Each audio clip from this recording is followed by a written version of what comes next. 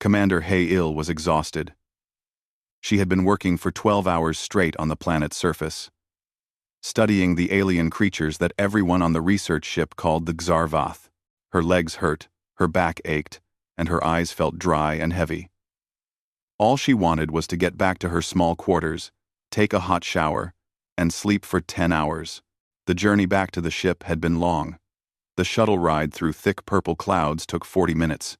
Then there was the security check, the decontamination process, and all the paperwork that needed to be done. By the time Hay-Il reached her quarters on the science deck, it was nearly midnight. The hallways were quiet and empty. Most of the crew was already sleeping.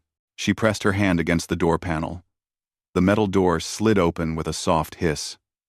Her small room was exactly as she had left it that morning. Neat, organized, and quiet. The walls were painted a calm light blue. A small bed sat in one corner. A desk with a computer sat in another corner. There was a storage locker and a tiny bathroom with a shower. That was all. It was not much, but it was her space. It was home, or at least as close to home as anything could be when you were traveling through space millions of miles from Earth. Hay-Il dropped her bag on the floor and started to remove her thick protective suit. The suit was heavy and uncomfortable. It was designed to protect her from the harsh atmosphere of the planet. As she pulled off each piece, she felt lighter and freer. Finally, she removed her boots. They were large, sturdy, and designed for walking on rocky ground. She set them down on the floor beside her bed, one next to the other.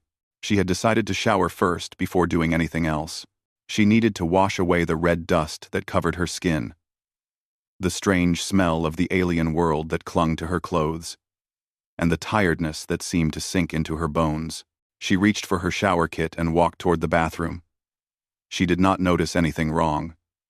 She did not see that one of her boots had something inside it. The shower felt wonderful. Hot water fell on her tired muscles. Steam rose around her face. For the first time that day, Hay-Il felt herself relax. The work on the planet had been difficult and stressful. She and her team had been tracking the movements of the Xarvath, trying to understand their behavior and their intelligence level. So far, all they had learned was that the creatures were extremely dangerous. The Xarvath were large, scaled beings. They had sharp teeth and sharp claws. They could run fast and climb tall cliffs with ease. Every time the human team got near them, the creatures attacked. 2 people had already been injured. One had deep scratches on his arm. Another had a cut across his shoulder. Everyone on the ship was beginning to believe that the Xarvath could not be studied safely. Some people wanted to leave the planet altogether. Hay-Il did not think like that.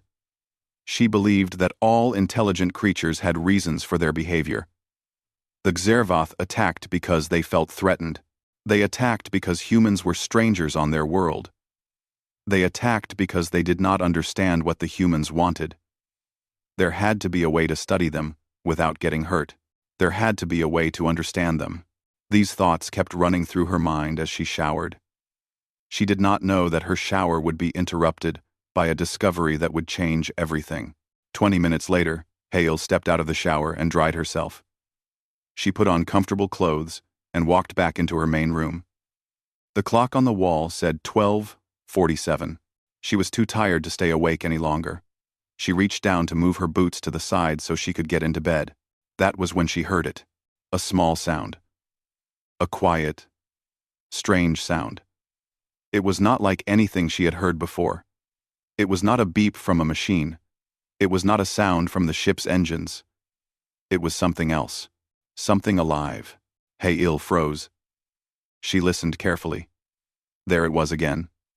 A soft, weak sound. It seemed to be coming from her boot. Her heart began to beat faster. Had something crawled into her boot? Something from the planet? But that was impossible. She had gone through decontamination. Her suit had been checked. Everything had been examined to make sure she did not bring any organisms back to the ship. Slowly, carefully, Hay-Il bent down and picked up her left boot. She brought it closer to her face. The sound came again. It was inside the boot. She could hear it clearly now. It sounded like something breathing. Something small and weak. With shaking hands, Hail turned the boot on its side and gently tilted it. Something small and blue fell out onto her bed. Hail gasped. She stumbled backward, her mind racing. Lying on her bed was a creature. It was small, no bigger than a house cat. Its scales shimmered in the soft light of her room. The color was a beautiful blue and silver mix. The creature's eyes were closed. Its body moved slowly up and down as it breathed. It was alive. It was a baby Zervath. Hail's first reaction was fear. She should call security. She should call Captain Daejung.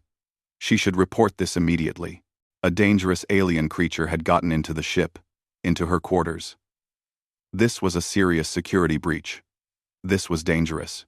But something stopped her from moving toward the communications panel. She looked at the small creature on her bed. It was not attacking. It was not moving. It looked weak and sick. The baby's breathing was slow and shallow. Its scales, instead of being shiny and healthy-looking, were dull and almost gray in some places. Hail slowly moved closer. The creature did not wake up. It did not react to her presence. It simply lay there, breathing softly. She noticed something else. There were marks on the young alien's scales. Long scratches. Wounds that looked recent. Some of them still had dried blood. The creature had been hurt. It had been hurt badly. Hail's fear began to change into something else. Something stronger. Something that she could not ignore. It was curiosity mixed with compassion. This tiny creature was hurt. It was alone. It had somehow found its way into her boot, probably looking for warmth and safety. She knelt down next to the bed and looked at the small alien more carefully. Without thinking about protocol or rules or any of the reasons she should have called security, Hail found herself gently reaching out and touching the baby creature's head. The scales were cold. Very cold. The young Zervath made a small sound. Not an aggressive sound. A quiet, sad sound. A sound that seemed to say, "Help me." Hail knew what she had to do. She knew she should report this.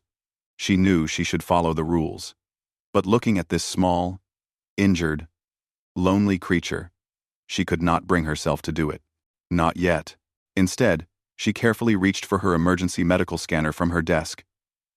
She pointed it at the baby alien and started to examine it.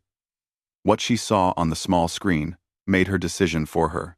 The creature was dying. Without help, it would not survive the night. Hail did not sleep that night. Instead, she sat beside her bed and watched the small creature. The medical scanner told her everything she needed to know. The baby Zervath was severely malnourished. Its temperature was too low. It had several infections from its wounds. According to the scanner, it had maybe 3 days left to live, perhaps 4 if it was lucky. She could not just let it die. Working quickly and quietly, Hail used her personal medical kit to clean the creature's wounds. She sprayed an antibacterial agent over the deep scratches on its small body. She applied healing gel to the worst injuries. The baby alien did not wake up during any of this. It simply lay there, barely breathing, as if it had given up on living. After she finished treating the wounds, Hail searched her food storage locker. She knew she could not give the creature normal human food. That would probably poison it, but she had some preserved protein blocks that were designed to be mixed with water to make a basic nutritional drink. She had used them on camping trips back on Earth. She had kept several packages. Not sure why. Now she was glad she had. Hail mixed one of the protein packets with warm water. The result was a thick, paste-like liquid that had almost no flavor. She did not know if the baby Zervath could eat it or if its digestive system could handle it. But she had to try something. Using a small dropper from her medical kit, Hail carefully placed a few drops of the liquid into the creature's mouth. She waited. For a moment, nothing happened. Then, very slowly, The creature's throat moved. It swallowed. Yes, Hale whispered. Yes. That is good. You can eat this. You are going to be okay. She did not know if the creature could understand her words. Probably not. But her voice seemed to have some effect. The alien's small body relaxed slightly. Its breathing became a little less shallow. For the next 6 hours, Hale used the dropper to feed the baby creature small amounts of the nutritional liquid. Between feedings, she monitored it with the medical scanner, watching for any changes in its condition. Slowly, very slowly, things seemed to improve. The creature's body temperature started to rise. Its breathing became more regular. By early morning, the small alien was no longer on the edge of death. As the sun came up, Hale faced a difficult problem. She had to report what had happened. She could not keep the creature hidden forever. Someone would eventually come into her quarters. Someone would find out. But she also knew that if she reported it now, they might kill the baby. Some people on the ship were afraid of the Exervath. They saw them only as dangerous predators. They did not see anything beyond that. She decided to wait one more day. One more day to make sure the creature was stable. One more day to figure out what to do next. During that day, something amazing happened. As afternoon came, and the baby Zervath became stronger, its eyes began to open. At first, it only opened them for a few seconds before closing them again. But slowly, the alien's eyes stayed open longer and longer. The eyes were large and dark, with a thin line of gold running across the center of each pupil. They were beautiful eyes that showed intelligence. When the creature's eyes focused on Hale's face for the first time, it made a sound. A small chirping sound, almost like a bird, but deeper and more musical. The baby alien had noticed her. It had recognized that she was there. It had recognized that she was helping it. Hale felt something warm fill her chest. This was not just an animal. This was a young, intelligent being. This was a child, just like a human child, looking at her with recognition and maybe even gratitude. She named it Teo. She did not know why she chose that name. It just seemed right. Teo meant great harmony in Korean. It seemed like a good name for a creature that was already bringing her inner peace, even as it created the biggest problem of her life. On the second morning after finding Teo, Hale decided she could not wait any longer. She had to tell someone. She could not keep this secret forever. She chose Dr. Kyu-sung. Kyu-sung was the ship's medical officer. He was a kind man in his 50s who believed in science and evidence. He did not make quick judgments. He liked to study facts and data before making decisions. Hale hoped that these qualities would help him understand what she had done and why she had done it. She sent him a private message asking him to come to her quarters. She told him it was urgent, but that she needed him to come alone. She did not explain why. Kyu-sung was busy with his own work, but he must have heard something in her message that made him take it seriously. He arrived 30 minutes later. When Kyu-sung walked through the door, his eyes immediately went to the baby Zervath lying on the medical pad that Hale had set up beside her bed. For a moment, he simply stared. He did not say anything. His mouth opened and closed. He looked at Hale, then back at the creature, then at Hale again. "This is a Zervath," he finally said. His voice sounded strange, like he was not sure if he was asking a question or making a statement. "Yes," Hale said. She stood very still, waiting for him to be angry, waiting for him to demand that she report this to the captain. Kyu-sung stepped closer to the sleeping baby. He pulled out his own medical scanner and began to examine Teo. His face showed concentration as he studied the data on the screen. Finally, he looked up at Hale with an expression that she had not expected. "This creature," Kyu-sung said slowly, "is a juvenile. I would estimate it is only a few months old. Maybe 6 months at the most. Look at the bone structure. Look at the neural development visible in the scan. This is a young being, a child. I know, Hail said. That is why I could not just let it die. It was dying? Q-Sung asked. Hail told him everything. She told him how she had found the creature in her boot. She told him about the wounds and the infections. She told him about the medical scanner, showing that it had only days to live. She told him about the feedings and the treatments. She told him that the creature seemed to be getting better, but that she could not keep it hidden much longer. Q-Sung listened to everything without interrupting. When she finished, he did something that surprised her. He smiled. You saved its life, he said. Against all protocol, against all training, you saw a living being that needed help, and you helped it. That took courage, Hail. That took heart. He looked down at the sleeping baby again. But you are right. We cannot keep this secret. However, before we tell the captain, let me run some more tests. Let me gather data. We might be able to make a scientific case for keeping this creature alive. We might be able to show them that this is not just an animal. This is an intelligent being.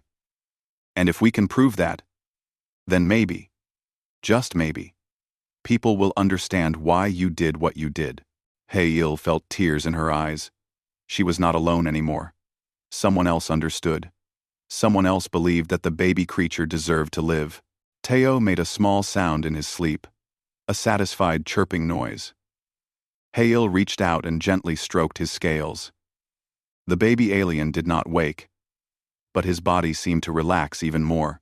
She did not know it yet, but this small moment of connection would change the course of human history. Captain Dae-jung was not a happy man when he found out about Teo. Hae-il had known he would not be happy. She had prepared herself for his anger. What she did not expect was how angry he actually was. You did what? He shouted, his face turning red. You brought an alien creature onto this ship? You kept it in your private quarters? You have violated every safety protocol we have. They were standing in the captain's office. It was a large room with windows that looked out into space.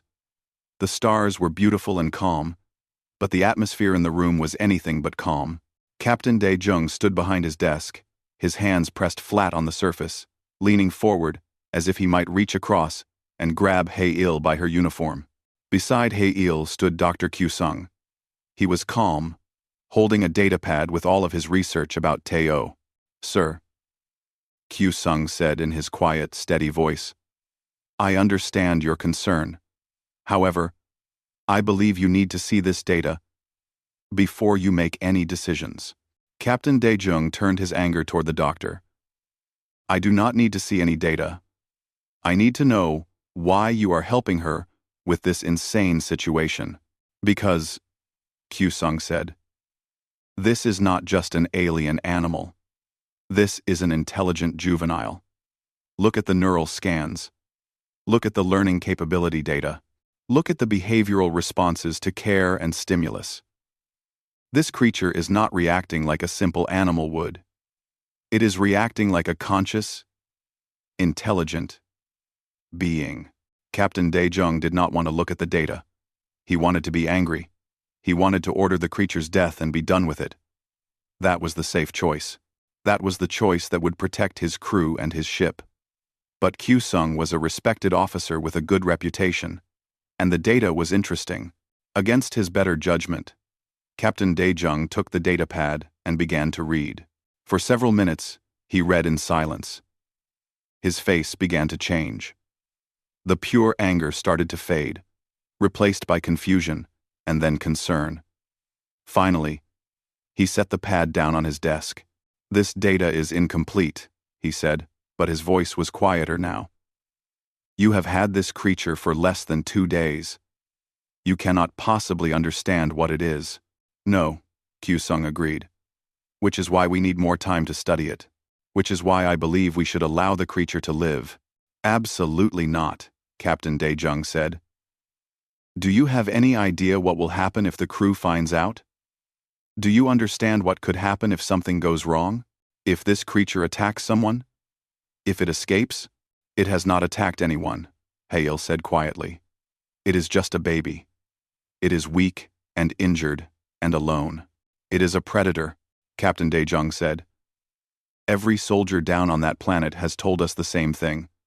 Adult Exervath are killers. They hunt. They have attacked our teams. They have hurt our people. But this one is just a juvenile, Q-Sung said. Perhaps the adults are aggressive because they are territorial or protective. But this young one has had no experience with violence. Look at the data on social bonding.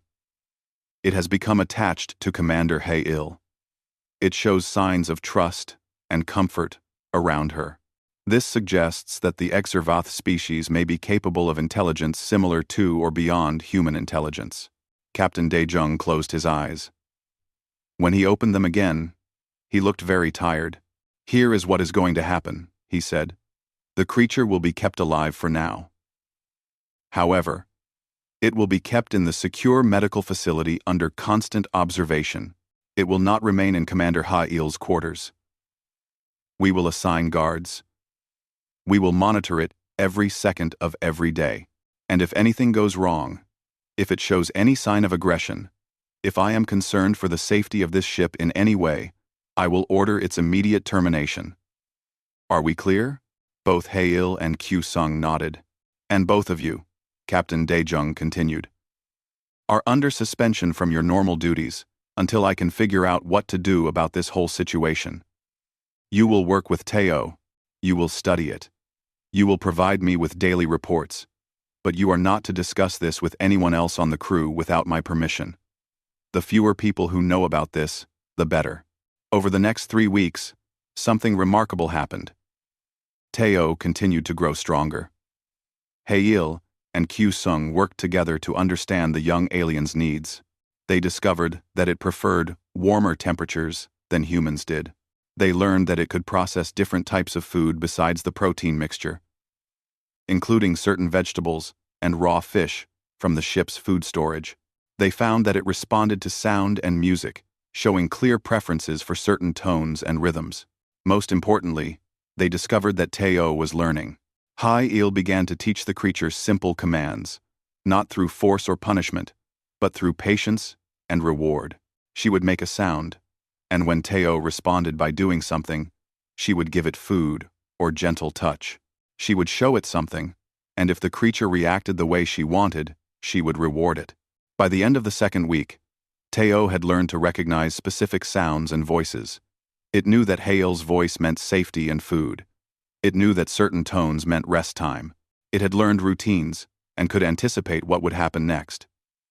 It remembered things from day to day. One afternoon, Hae-il was sitting in the medical facility with Teo. The creature had grown significantly. It was now about the size of a large dog. Its scales had developed beautiful patterns in blue and silver. The wounds on its body were completely healed. Teo was resting on a special temperature-controlled pad when it suddenly lifted its head and made a sound. The sound was different from the chirping it usually made. It was deeper and more complex, with several different tones blended together. The sound had a pattern to it, a rhythm that almost seemed like music or speech. Hae-il sat up straight. Q-Sung, she called out. Come here. Come here now. Q-Sung came running from the other side of the medical facility. No, Hae-il said. Listen. They both watched Teo carefully. The creature made the sound again. The same pattern. The same rhythm.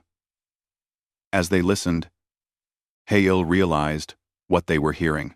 Teo was not just making random sounds. The creature was communicating something. It was trying to say something to them. It is language, Q-Sung whispered. Oh my God, it is language. He immediately started recording the sounds on his equipment. Over the next hour, they heard Teo make the communication pattern more than 20 times. Each time, it was almost exactly the same. A series of chirps and hisses and deeper growls, all combined in a specific pattern that repeated like a word or a name. We need to try to communicate with it, Hae-il said. We need to understand what it is saying. That night, Q-Sung worked with the ship's linguistics computer. He uploaded the recordings of Teo's sounds. The computer would analyze the patterns and try to find meaning in them. It would look for similarities to other known languages, or it would try to find a mathematical pattern to the sounds. By morning, Q-Sung had results. He and Hae-il sat in the medical facility with Teo, waiting for the computer to finish its analysis. When it was done, both of them stared at the screen in amazement. The computer could not tell them what Teo was saying. That was impossible without more data. But it had found something interesting. The sound pattern that Teo kept repeating was not random. It followed a clear mathematical structure. It was designed communication. It was definitely language. This changes everything, Q-Sung said. If the Exervath have language, they have culture, they have intelligence. They are not just animals. Hae-il looked at Teo, who was watching them with those beautiful dark eyes.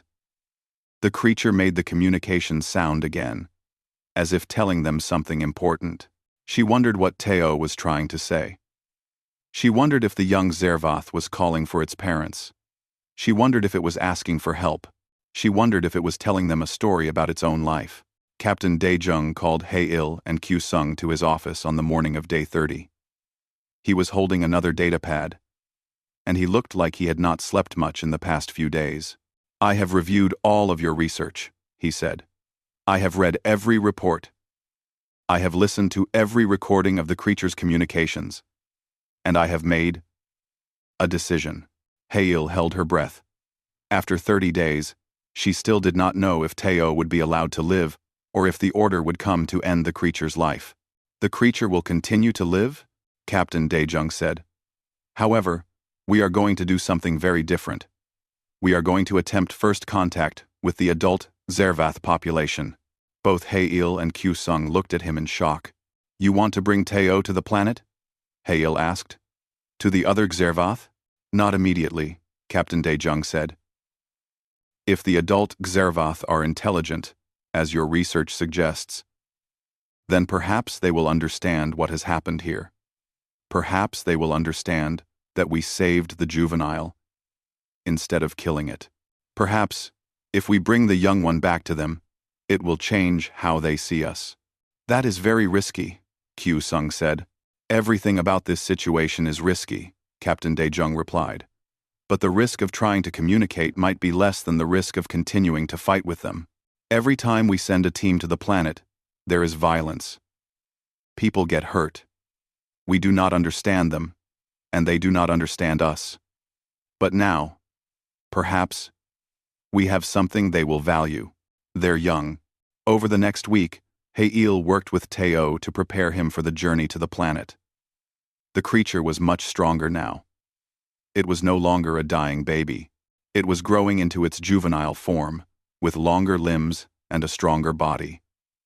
But it was still dependent on Hae-il for comfort and care.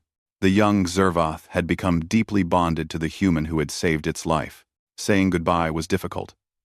Hae-il knew that if this worked, if the adult Exervath accepted Teo and recognized what Hae-il had done, she might never see the creature again. But she also knew that Teo belonged with its own kind. The creature had a family somewhere. It had a pack. And somehow, Hae-il hoped, Teo remembered them. The landing party consisted of 5 people. Hae-il carried Teo in a secure transport container.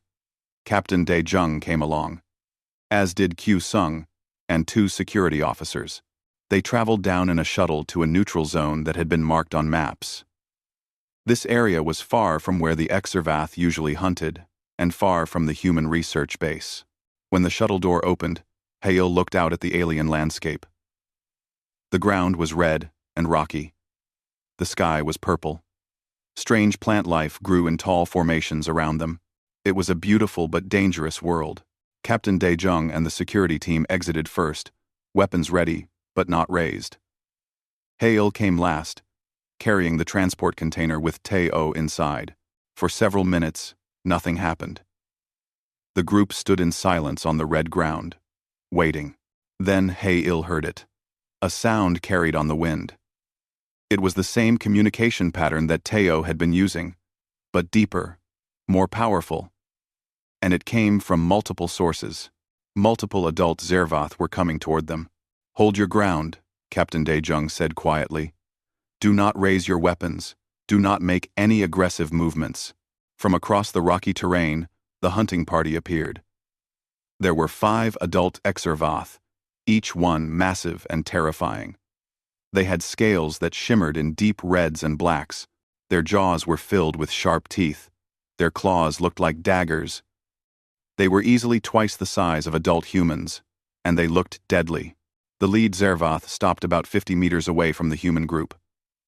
The creature made a sound, and immediately, the other 4 adults lowered themselves into a ready position, prepared to attack. "Open the container," Captain Daejung said. Now, with shaking hands, Hale activated the door lock on the transport container. Teo stepped out into the open air. The young Exervath looked around, confused at first. Then it saw the adult pack. Teo made a sound. The communication pattern that Hale had heard so many times. But this time, it was louder, fuller, more powerful. The young alien's voice had grown stronger. The adult Exervath went very still. All 5 of them. They looked at each other. Then, they all made sounds together. A chorus of communication patterns that filled the air. Teo ran forward. The human team prepared for violence. But nothing came. The young Zervath approached the lead adult, and the massive predator bent down. It made more sounds, and then it touched Teo gently with one clawed hand. For 10 minutes, the humans watched as the Exervath pack and the young juvenile communicated. Hale could not understand the words, but she could understand the feelings behind them. This was recognition. This was reunion. This was family. The lead adult, Zervath, made a sound that seemed to contain a question. Teo made a responding sound, and then turned to look directly at Hale. The young alien was looking at the human woman, looking at the person who had saved its life. The lead adult Exervath followed Teo's gaze. Now that massive predator was looking at Hale. The human woman felt her heart stop. This was the moment. This was when everything could change, or this was when everything could end. Slowly, carefully, Hale took a step forward. Captain Daejung grabbed her arm. "What are you doing?" he whispered urgently. "I do not know," Hale whispered back. "But I have to." She walked forward, step by step, toward the lead adult Exervath. The security team behind her had their weapons ready. But she knew that would not help if the creature decided to attack. She was walking toward one of the most dangerous beings on this planet, armed with nothing but courage and hope. When she was close enough, the massive Zervath leaned its head down. It was looking at her directly now. Hale could see every scale on its face, every tooth in its mouth. This creature could kill her in 1 second. It could rip her apart without any effort. Instead, the lead Zervath raised one clawed hand and gently touched Hale's shoulder. The touch was careful and controlled. The creature made a sound, a deep communication pattern that seemed to rumble through the ground itself. Teo ran to Hale and made a soft chirping sound. The young creature seemed happy, seemed grateful. "Yes," Hale said, speaking in a soft, gentle voice. "You are home now. You are safe. Your family is here." The lead adult Exervath withdrew its hand. It looked at Teo, then back at Hale. Then it performed a movement that Hale could only interpret as some kind of gesture of respect or acknowledgement. The other 4 adults did the same. For a moment, human and alien stood together on the red ground of an alien world. 2 species that should have been enemies. 2 species that should have destroyed each other. But instead, they had found a moment of understanding, a moment of peace. The communications between humans and Zervath began that very afternoon. Captain Daejung sent a message to Admiral Jiwoo on Earth, explaining what had happened. He included all of Q-Sung's research data, all of the recordings of Teo's communication patterns, and footage of the first contact meeting with the adult pack. Back on Earth, in the military command center on the Pacific coast, Admiral Ji-woo watched the video footage with his team. At first, they thought Captain Dae-jung had made a terrible mistake. They wanted to order the immediate execution of the creature, along with termination of the entire study team. But then, they watched the interaction between Hail and the lead Zervath. They heard the communication patterns. They saw the evidence of intelligence. Within hours, the decision came down from Earth. Continue peaceful contact. A full diplomatic team would be sent to the planet to establish communication and negotiate. For the first time in human history, people would attempt to formally speak with an alien species as equals. It took 6 weeks for the diplomatic team to arrive. During that time, Hail and Q-sung worked every day to understand the Zervath language. With Teo's help, they began to decode the communication patterns.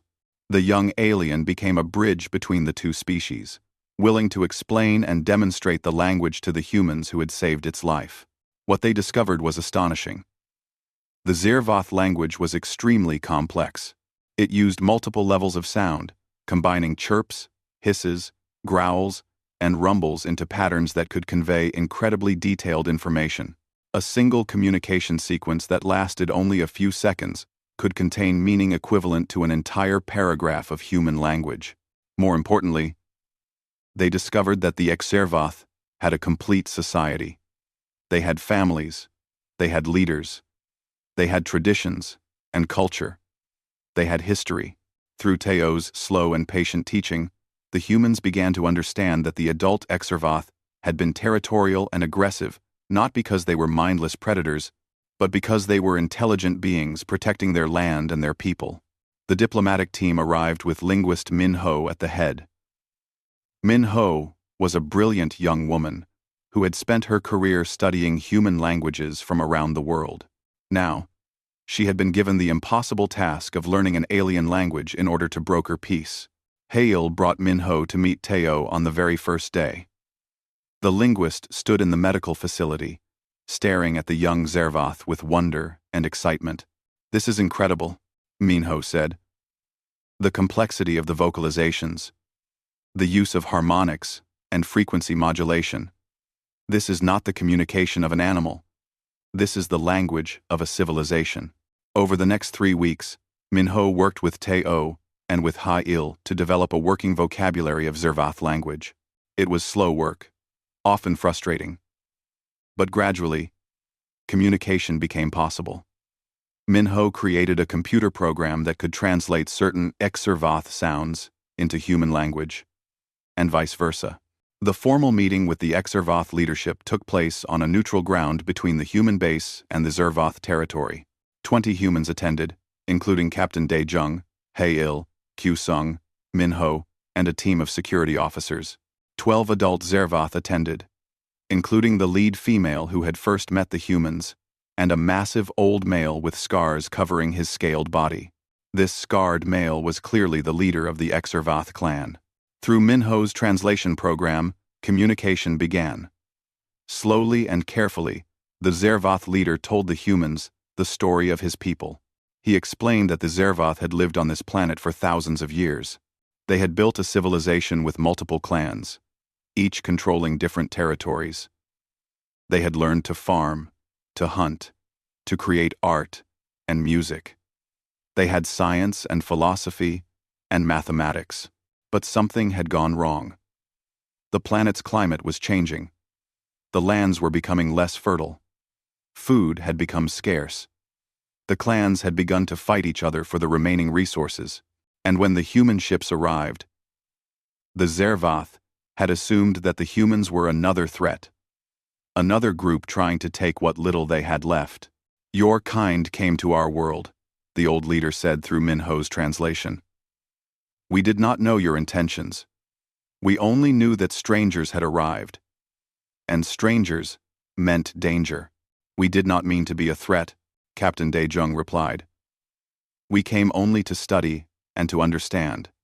But we understand now that we were wrong." We should have tried to communicate instead of hiding and gathering information. Your action, the Exervath leader continued, gesturing toward Hail, brought us hope. This young officer of your kind found my grandson abandoned and dying. My grandson, Teo, had been left behind during a territorial conflict. He was weak. Our clan could not feed him. We believed he would die, and it would have been our shame. Hail felt tears in her eyes. Teo was the Zervath leader's grandson. The baby she had found in her boot was this powerful alien's family. Instead, the old leader said, your kind saved him. You gave him food. You gave him medicine.